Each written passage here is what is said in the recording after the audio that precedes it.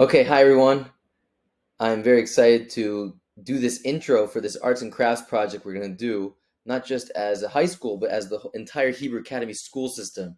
And it really centers on, as you'll see shortly, on the Choshen. The Choshen is the breastplate that was worn by the Kohen Gadol.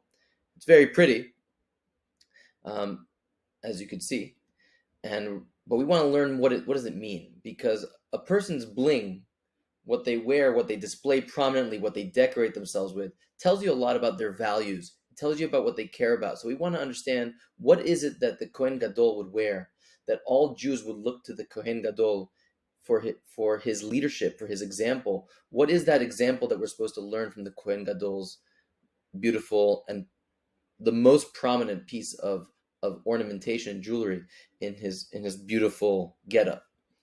So let's take a close look at it. What you'll see the names of all the Shvatim, the tribes. There's 12 of them, Reuven, Shimon, Levi, Yehuda, etc. Right? And you'll see that there's an additional letters that actually spell out the names of the three forefathers, the three Avot. You have Aleph, Bet, Raham, Avraham, and Yitzchak, and Yaakov, and then it says Shiftei Yisrael, Yeshurun, the tribes of Yeshurun, which are is a word for Israel. Tucked inside, it was like the breastplate was folded. Tucked inside is a name of Hashem on a piece of parchment, and very interestingly, that little parchment with the name of Hashem is what give the breastplate its power, as we'll see in a moment. Actually, is called the Urim V'Tumim, which is actually very famously emblazoned on Yale University's logo in Hebrew. Actually, so a little cool tidbit, and that's their catchphrase over here, that you see in Latin, "Lux et veritas," which means that the light is the light of truth, right? Which is exactly what the breastplate was, because essentially, when there was a question that couldn't be answered through normal means, so then the Kohen Gadol would ask a question, and through Ruach Hakodesh, he would see in his meditation, he would see certain letters light up, and the Kohen Gadol, if he was in the right state of mind, he would be able to figure out how those letters combine. So in this case, this is a case that's cited by the Vilna Gaon.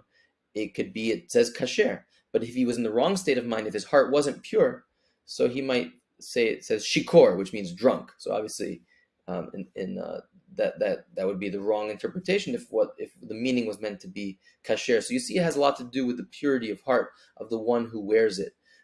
But we're just beginning to unravel the mystery. Anyways, you have the 12 tribes over here, and we have to appreciate what is the meaning of all those 12 tribes together. Who are these 12 tribes?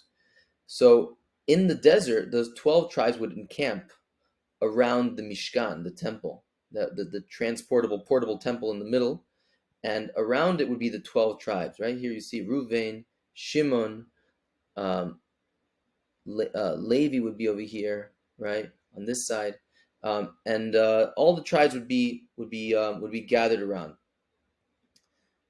But again, who are these tribes? Who are these? Where do they come from? Why are there 12? So just a quick family history. It's our family, so we might as well know it. Abraham married Sarah, and they tried to have kids, but they couldn't have kids. So on Sarah's suggestions, Sarah asked for a surrogate mom to have a kid with Abraham. Her name was Hagar. She was an Egyptian princess, and they had a kid named Ishmael. Sarah was hoping that would be a merit, and indeed she had a kid whose name was Yitzhak 13 years later. But as you saw those knives flying across the screen, Yishmael would mess with Yitzhak. He'd throw knives at him. He'd mess around with him. And Sarah was not interested in that one bit, so she sent them away. So you see that brotherly connection was not very, very good. In the end, Yishmael did tshuva and whatnot, but it wasn't good while they were alive. Yitzhak married Rivka. They had twins. Let me get myself out of here. They had twins. They had Esav and Yaakov. They also did not get along so well. Esav swore that he would kill Yaakov as soon as his father would be dead, and Yaakov was therefore instructed to leave town by both of his parents, actually. And he went from the land of Israel, which was known as Canaan back then, to Mesopotamia, Aram Naharaim, where he had family, and that's where he fell in love with Rachel. And when he thought he was going to get married to her, famously, he was duped, and he ended up marrying Leah, her sister, instead. He found out the next day. How did that happen? Good question. He ended up marrying Rachel, the love of his life, and ironically and sadly, Leah has 4 kids in a row, and Rachel had none. Rachel took the idea from Sarah, her grandmother-in-law, and to have a surrogate mom, and maybe if she'd bring Bilhah in, who was her maidservant, and she would have kids with Yaakov, that would be a merit for her, and she did. Dan and Naphtali. Leah said, "Wow, that's a great idea." So she brought in Zilpah, and they got an Asher, and actually through that, Leah actually had a zechut, and she had 2 more kids, Yisachar, Zevulun, and she had a girl whose name was Dinah. Rachel finally, after all that, finally had her first son, whose name was Yosef. Now, Yosef was inspired the family to move back. The Yosef had certain powers of leadership, as we'll see, and they moved back down from Aram Naharaim, from Mesopotamia, back down to Israel, then called Canaan. Upon entering Israel, Rachel had another son. His name was Benjamin, and Yaakov, to highlight the leadership powers of Yosef, Yaakov gave him a special coat so that everyone would see that he had special powers of leadership. Of course, that didn't win him any love with his brothers, and of course, when he had these dreams of leading the family, that also did not win him any love. And eventually, Yosef got thrown into a pit, and they tried to kill him. He was pulled out, and instead the brothers decided to sell him as a slave in the slave trade and send him down to Egypt.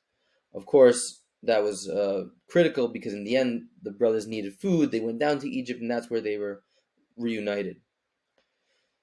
What's amazing is that here you have these 12 sons, right? They're 12, and they had their differences, and then some. They tried to kill each other and sold each other as slaves. But in Egypt, through that suffering, through that persecution that ended up happening in Egypt, the Jews became united. And you see that throughout our history, that in the Holocaust or whenever it is, you see in Israel, in modern day Israel, when missiles are flying, Jews of every stripe, of every color, they come together, and there's no differentiation between religious and secular, Sephardi, Ashkenazi, and blah blah blah blah. We're just Jews, and we come together and we bond in that way. Here you see these Jews getting out of a cattle car after they were liberated from the camps. They get out in Italy. You see them bonded together. Right? It doesn't matter where you came from. Right? We're all Jews, and that seemed to have happened in Egypt. I hope now we can appreciate that what it means is the symbolism and the meaning. I mean, just pure meaning of the Jews being united around the Mishkan in service. And it's not a surprise then that the word echad, one, actually alludes to the 12 tribes around the one presence of Hashem, right? Because every letter has a numerical value. Aleph is 1, Chet is 8, and Dalet is 4, which of course adds up to 13. 13 is the number that symbolizes unity, and the 12 tribes around the Mishkan, around Hashem's presence, that is represented by the Jewish people. That's what we're supposed to be. We're supposed to represent. We're supposed to be Am Echad, a unified nation. It's also no surprise that what keeps us together is Ahava, which also has the same gematria, same numerical value of 13. And that's what's behind this breastplate, that it represents the unity of the Jewish people. But it leaves us with the question of, okay, but why is Aaron the one to wear? Why did he deserve to wear this breastplate, which with this beautiful bling that represents the unity of the Jewish people? Why him of all people and his descendants? So if you remember the story of the burning bush, so Moshe is there. He's being told by God to go save the Jewish people, to lead the Jewish people out of Egypt, to go speak to Paro. And the conversation goes on between Moshe and God. You have to read it to believe it. It goes on for a full week, back and forth. Moshe's back and forth arguing it out with God. Moshe says, "Listen, I can't speak. I have a problem speaking. I'm not going to be able to speak the official government language and blah blah blah blah. And Hashem says, no, sorry, you can't speak. I'm God. I'll make sure you can speak. And this goes on and on and on and on. And finally, it comes to the crux of the issue. What was bothering Moshe that he had to tell God that he couldn't go? What was bothering him all week? And that last day, it finally comes out. Moshe says, can you just please, just send Aaron, send my brother. He's the one, he's been there for decades leading the people. I can't come in. Just send it with him. Send it with the person who's been the leader all these years. Moshe does not want to step on his brother's toes. And God says to him, listen, one of the perks of being God is that you know everything. And I can tell you right now that Aaron is 100% happy for you. He is happy for you. He has no issue with you leading the people. He doesn't feel like you're stepping on his toes. Aaron loves you. Just like you love him, he loves you. He makes room for you. It's an amazing thing that God, the psukim, the Torah says it, that God is testifying about the purity of love in Aaron's heart, how good of a brother he is.